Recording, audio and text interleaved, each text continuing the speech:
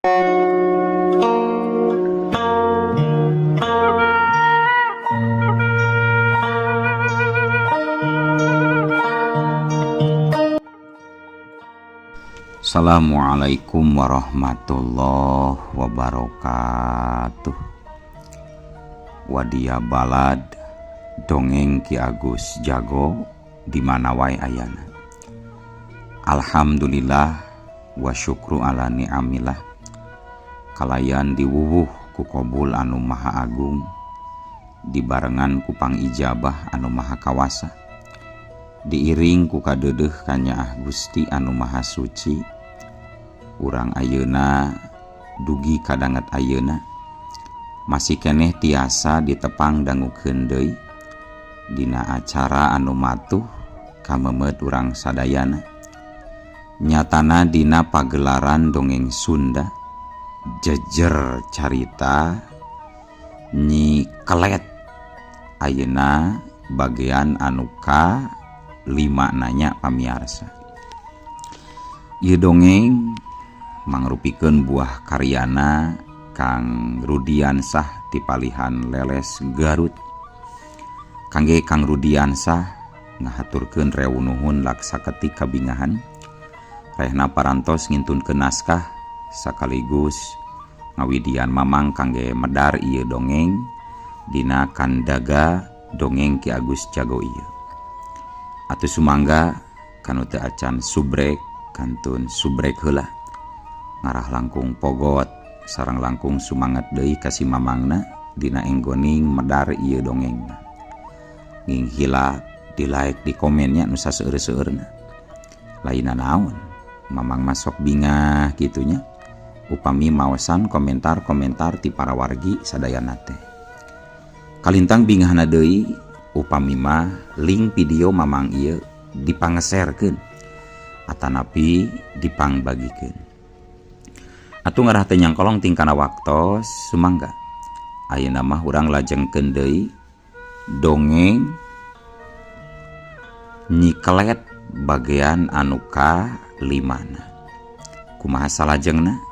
Sor cikopina, betot simbutna, pagan heula tali kolorna, bisi morosot, merezel, morozol, uzel-uzelan di tengah jalan.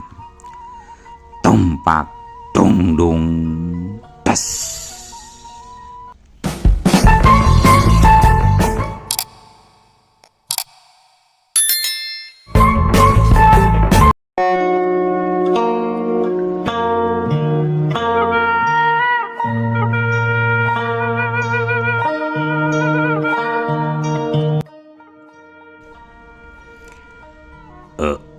Ari Nyai gaduh caroget teh Nyi. Ceuk si Ajid tumanya ka Nyi Lilis. Atuh Nyi Lilis gancang ngawalon bari imut. Abdi mah lalagasan tos 5 tahun dikantunkeun caroge Kang. Gaduh putra oge ngadon ngantunkeun deui dina yuswa nuju alit keneh nuju 2 tahunan. Ceuk Nyi Lilis sembung ngaharu. Atuh nu tiluan teh jadi silisikeun. Maneh mananya teh salah bae Jid. Jadi we Nyi Lilis sedihun tuh. Cek Jang Apun. Si Poleng oge tuturut ti harita ngomong. Sok kumaha tamun geus kieu we. Kumaha lamun Nyi Lilis nyerenteng rek sanunahan. Kumaha lamun Nyi Lilis jeurik rek sanu ngupahan. Hayo. Jang Ajid geus arek nyarita deui harita teh, tapi Nyi Lilis kaburu pok nyarita. Teu sawis-wios Kang. Teu nanaon, abdi mah teu sedih. Mangga atuh urang gerak lalebat bae. Teu sae urang ngobrol bari pajanteng-janteng kieu di luar. Mangga dilebat ngobrolna Kang. Oh, mangga tuh mangga Nyai mangga.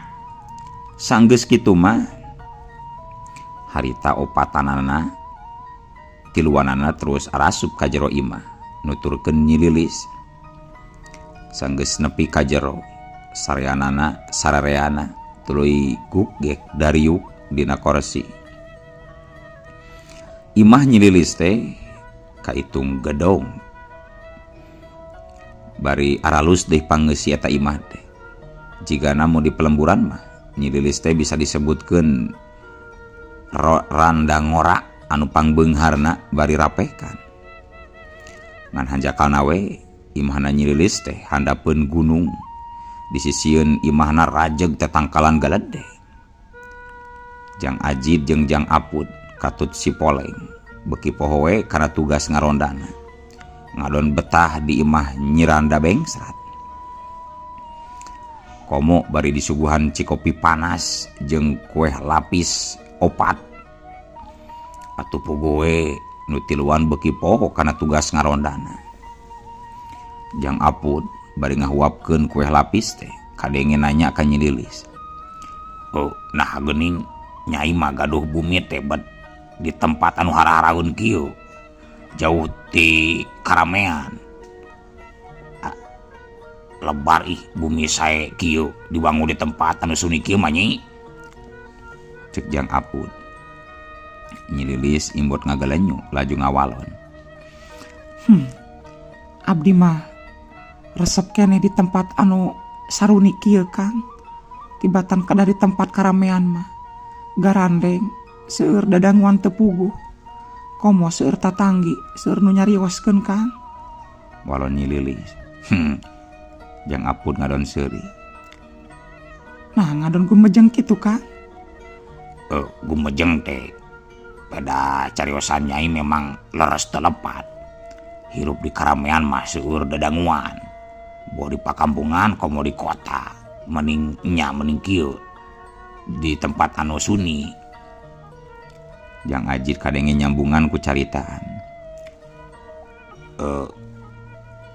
Di pakampungan oge Nyai sami haneuteun ku dangdaunan. Oge harengheng ku rupi-rupining kajantenan. Lain haneuteun ku dangdaunan atuh Kang. Haneuteun ku dadanguan meureun. Nya eta maksudna Nyi. Ari maksud harengheng kumaha kitu Kang? Di lembur mana eta teh nu aya harengheng teh Kang? Cek Nyi Lilis tumanya deui bangun anu panasaran. Mohon di lembur akang. Pan di lembur akang teh kiwari nuju harengheng. Aya jurig hulu ta marakayangan we kitu teh Nyi. Hi, aya jurig hulunya di lembur akang mah. Ih, nembe nguping abdi oge mah. Nya nembe nguping oge abdi mah tos sieun Kang. Komo lamun ninggal langsung mah ka jurig huluna. Ih, bari teuing Kang. Cek Nyi Lilis bari ngabirigidi. Komo akang tiluan Nyi. Lain deui sieuna. Di lembur sorangan aya jurig hulu teh soak. Orok nu karek borojo lahir dijadikeun wadal. Awewe nu keur karereuneuh dibinasa di ala getihna. Eta jurig hulu teh lir upama hiji supata. Sing sabae jalmana anu wani ngahalangan kana tindakan manehna pasti dibinasa ku eta jurig hulu Nyi. Tembal Jang Ajid. Jang Apud jeung si Poleng katempo pating birigidig bari nyabakan pundukna anu asa ngajeuwid ngandalan. Akang tiluan pami keung mah. Nya pami keung wengi ieu tos we atuh ulah waka aruwi. Tos we ngawarangi di dieu kalaresan geuning. Tuh hujan di luar. Tah midor dar kitu gelap. Tos we ngarendong Kang. Memangnya kaayaan di luar teh ngaradak hujan ngagebret tarik pisan. Hujan dadakan. Sarta kadenge dordar gelap pating beledag pating buricak pating burinyai. Pamohalan mun maranehna tiluan bisa baralik dina kaayaan hujan dordar gelap itu.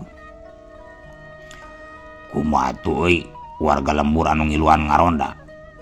Bakal leungiteun beureunan sabab di pos ronda anu ngaronda cenah meureun keteh. Teu kana tugas meureun ceuk Pak RW teh.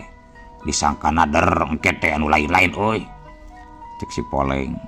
Manehna masih rasa salah dumeh geus ninggalkeun tanggung jawabna tina pancen ngaronda. Tapi pan di luar teh hujan ngagebret Poleng. Kumaha tuh? Arek balik bae maksakeun ieu teh kumaha? Cek Jang Apud. Alah, kumaha atuh nya bingung wing oge, cek Jang Ajid tiluan ngadon silih teuteub. Nyi Lilis tembong imut deui, imut ngagalanyu pok nyarita solana tetap halimpu. Atos we atuh Kang, ngawarengi di dieu. Tong seurting emutan, ulah ngemut hoyong mulih sagala rupa. Bilih lapar mah keun ku abdi dipangnyangukeun sareng pangmaksakeun gerakan.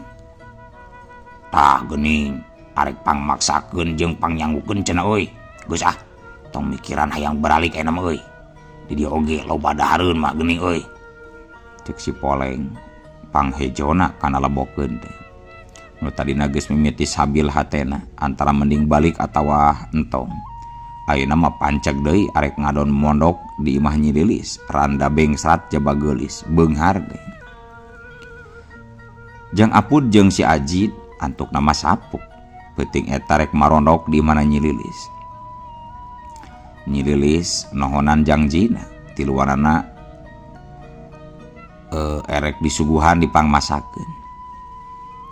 Gancangna carita torojol Nyi Lilis norojol ti dapur bari mawa wadah sangu jeung deungeunna mani loba sagala aya. Sangu katempo ngebulek keneh. Deungeunna kulub peuteuy jeung daging bakakak hayam katut sambal surawung sarta kerupuk. Aduh, dijamin nikmat ieu mah euy dahar teh euy. Bakal pelo grajit pun. Aya sepan peuteuy jeung bakakak hayam sagala. Sarta kulub peuteuy katut kerupuk oge nyampak euy. Atuh komo we bakal pelo ieu maleng. Beda deui jeung kayan di lembur. Dahar teh timbang asin buleud we katut tarasi. Cek Jang Apud bari teu kahaja nyinggeung leungeun si Poleng. Ari leungeun si Poleng anu disigeungna bet terus neunggar gelas anu deusian susu nepi ka lagragna kahandap tuluy peupeus, susuna ngabayah bah bahe ka mana daek. Apud, ari manehna naonan? Tuh, jadi we bahe susu aing tuh. Si Poleng rada ambek. Wios Kang wios, keun ku abdi dibersihan. Ci susuna digentosan kuno enggalnya Kang. Cek Nyi Lilis, harita teh nyaritana bari ngandageun belahan dadana anu ngagunduk peungkeur kahalangan ku kawas ipis. Atuh puguh we si Poleng Jang Apud katut si Ajid meuni meureuh deui katempo gondok lakina turun naik neurian cidu. Gep kana dahareun am digayem. Ari panon mah tetep marolotot kana pelebah dada Nyi Lilis anu kulitna katempo koneng umyang. Beda deui jeung Jang Ajid, harita manehna ngadon nonggeng kana kolong meja. Ari leungeun katuhu ngarameusan sangu dina piring. Panasaran meureun hayang ningali bitis anu geulis. Da ayeuna mah geus ganti pakaian Nyi Lilisna, make calana pondok anu katempo pingping jeung kaos street anu ngetat. Barang red Jang Ajid api-api erek nyokot gelas anu peupeus bahe tadi. Teu kahaja manehna semu ngareret kana tempat diuk Nyi Lilis. Tetela. Nyi Lilis teh teu katingali aya sukuan. Tapi red deui ka luhur Nyi Lilis teh aya keneh bari nyarita jeung imut ka manehna. Enggal Kang, geura dilaleueut atuh ditaruang. Bilih isin matuangna keun. Abdi mah bade ngalinya ka kamar, bade kulem ti payun. Cek Nyi Lilis. Susurayun salah. Susuranda salah deui. Sumuhun maksudna Nyai. Jang Ajid jadi balelol ngomong teh, arek nyebut sumun oge jadi susurayud, susuranda sagarupa. Akang, lucu akang mah. Sok ahnya Kang, dilajeng tuangna di kantun heula. Cek Nyi Lilis bari ngaleos ka dapur lain ka kamar. Maksudna mah arek ngagantian susu si Poleng anu tadi bahe. Teu dilageus norojol deui bari mawa susu kana gelas jangkung. Pan we disimpen dina meja makan hancengan si Poleng. Saterus nama leos weh Nyi Lilis teh ngaleos muru kamarna ngantep anu keur dalahar cenah paronyo. Nyi Lilis waktu asup ka jero kamar teh serengeh we seuri sorangan. Laju kunyam-kunyem bibirna. Jiga nu terus kabuhulan Nyi Lilis beheungna euleugegan. Salobong. Eusi jeroan awak Nyi Lilis milu biji le kaluar barang jeung sirahna anu pegat sorangan. Aneh nu tadina Nyi Lilis teh geulis campernik ngadadak jadi pikasieun rupana. Cikikik teh Nyi Euis seueur nyikikik. Nyi Euis kiwari jadi mangrupakeun jurig hulu.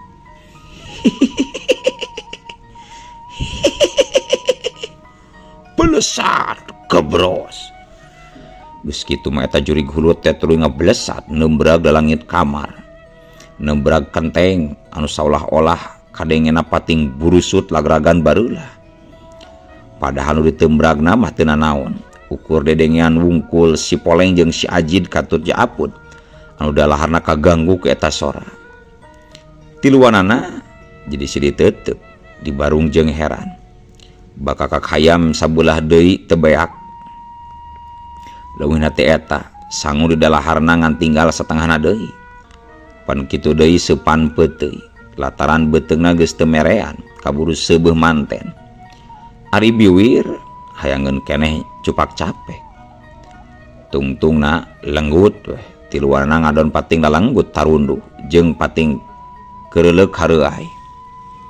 Antukna tiluanana kapeureman salare dina kursi meja makan, silahna nyaruuh kana luhur meja. Tapi barang jeung recetna manuk anu disarada, kayaning manuk jog-jog jeung sirit uncuing patembalan, mungguh mata keung di eta tempat.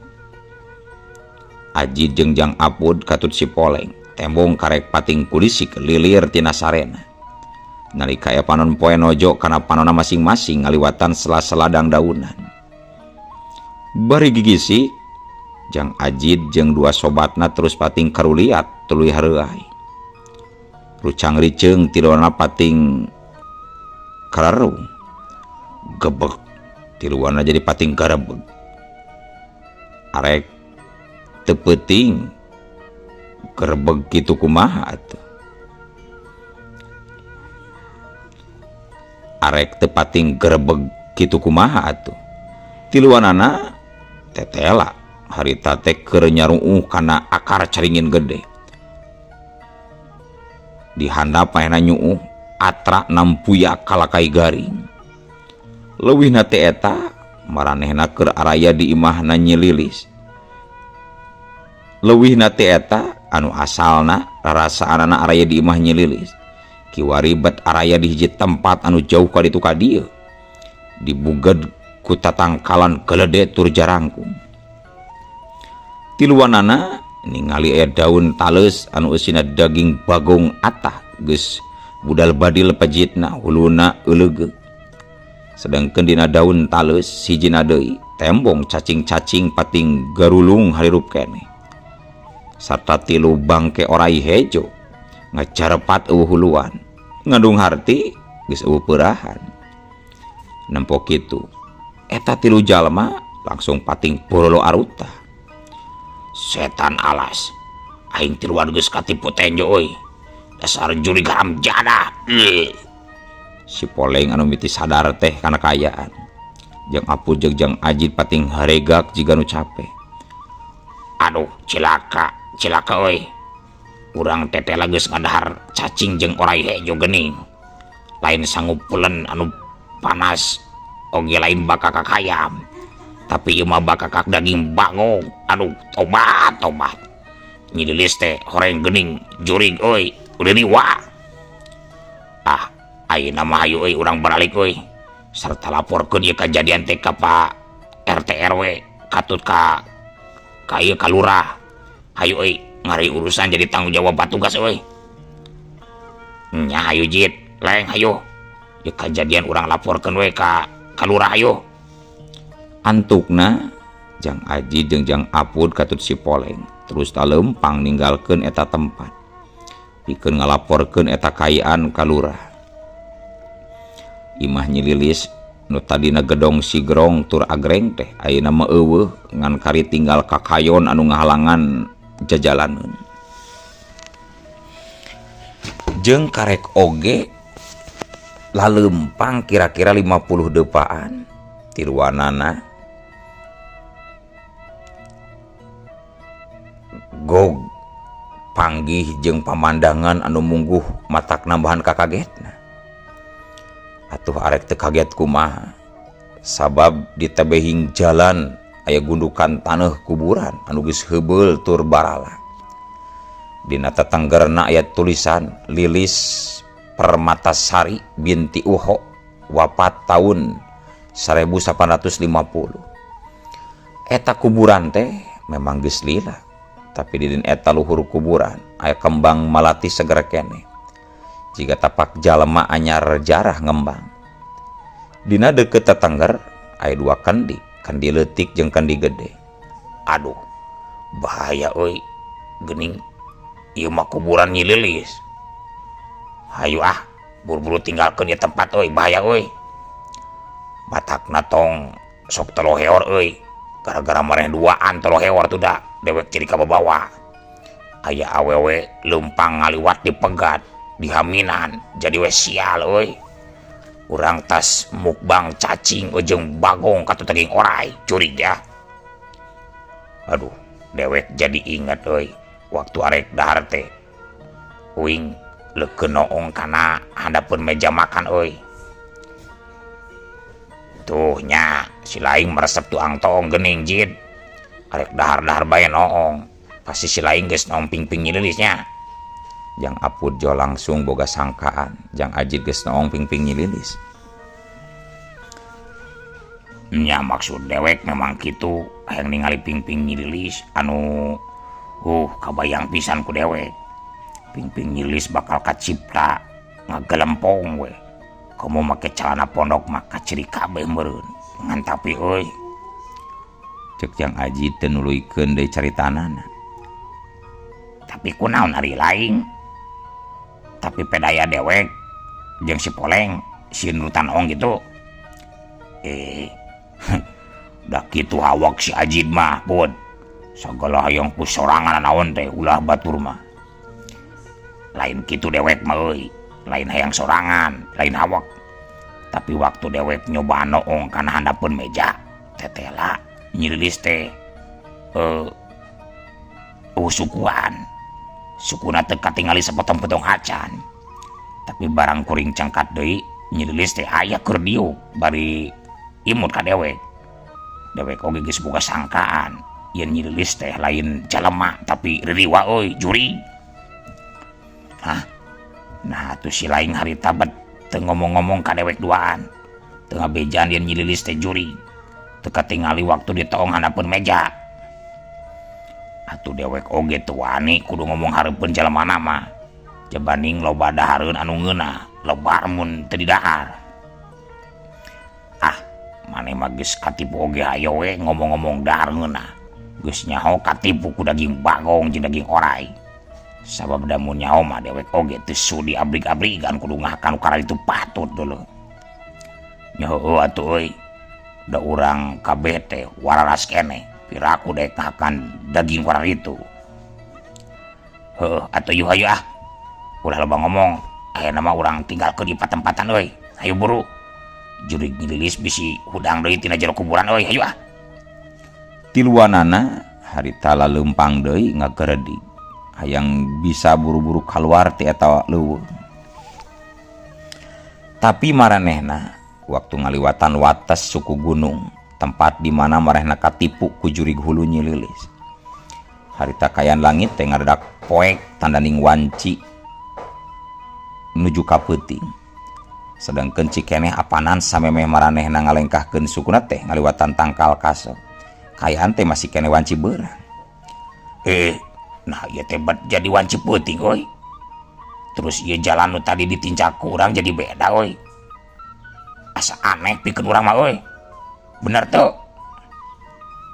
Si Poleng muterkeun paneuteup ka tempat jeung jalan anu diliwatan tadi ku maranehna tiluan.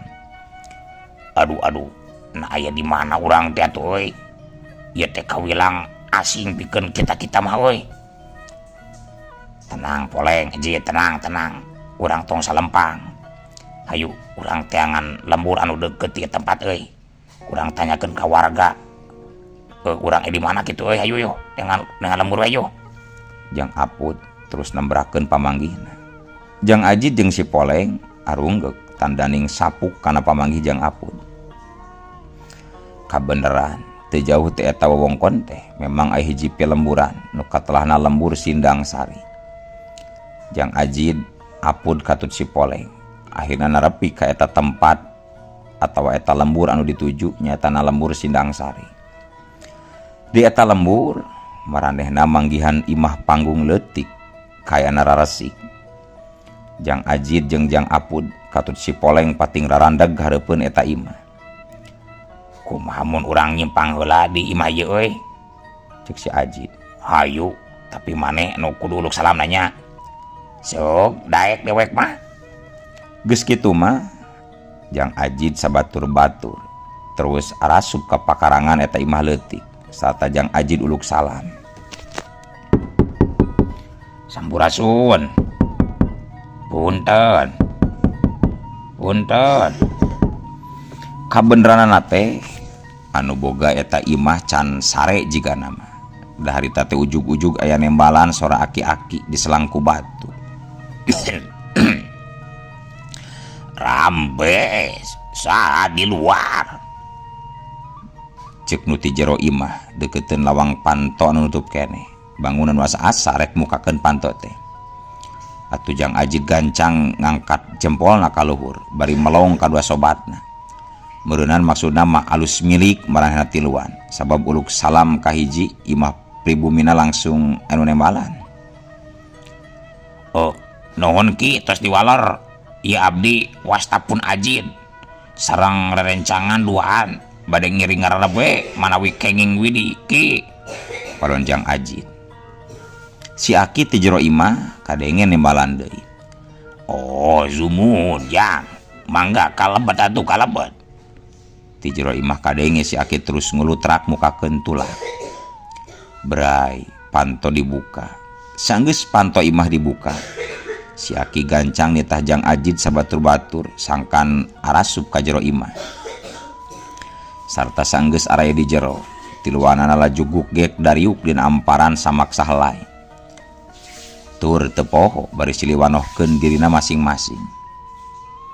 Si Aki nu kayanana geus bongkok tokroh-tokroh teh tetela galeh geh dareh deh nakar tur someah sikapna teu boleh seuri nembongkeun huntuna anu geus eueuh sawareh pipina geus kembung.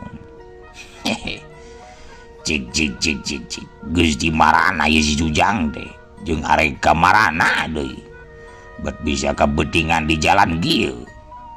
Tanya si Aki bari song nyuguhan Ciherang ka tamuna. Abdi teh tos nyabati kota ki ari pek ngadon kawengian di jalan. Cek Jang Ajid ngabohong teu nyaritakeun saujratna. Oh, geus nyabat di kota. Atuh karunya deuing nepikeun ka kepentingan di jalan kieu geuning. Mohon ieu teh kiduh dasar nasib ge. Cek Jang Ajid bari rumengha. Oh, mohon Aki Sudinta punten pisan atuh.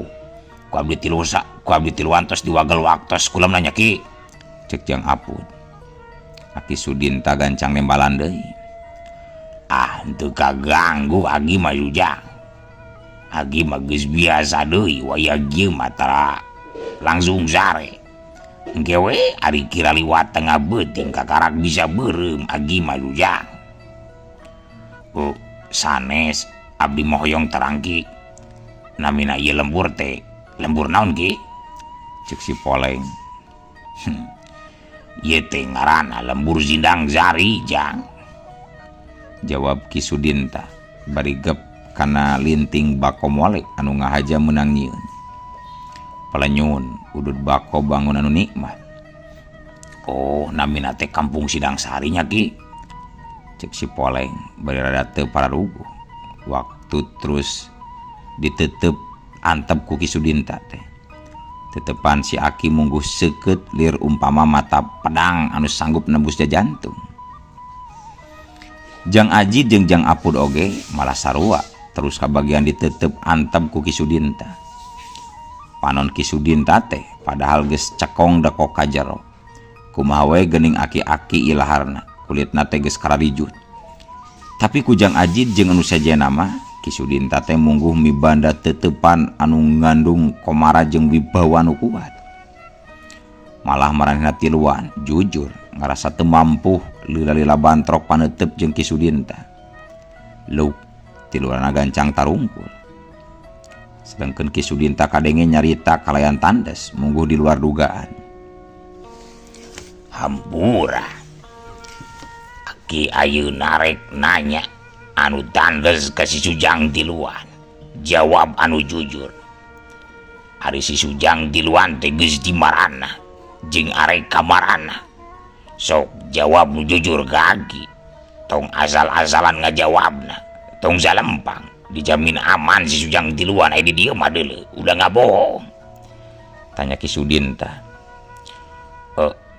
Abdi tiluan teh muhun tos uwi ti kota ki dupi kituna kumaha geuning bat naroskeun deui kitu Ki.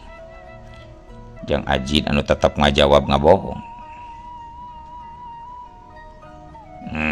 Aya gubandel mere jawaban teh ngabohong bae si Sujang mah. Piraku Aki anu kudu mieulaan nyaritakeun lampahan si Sujang tiluan sabenerna mah.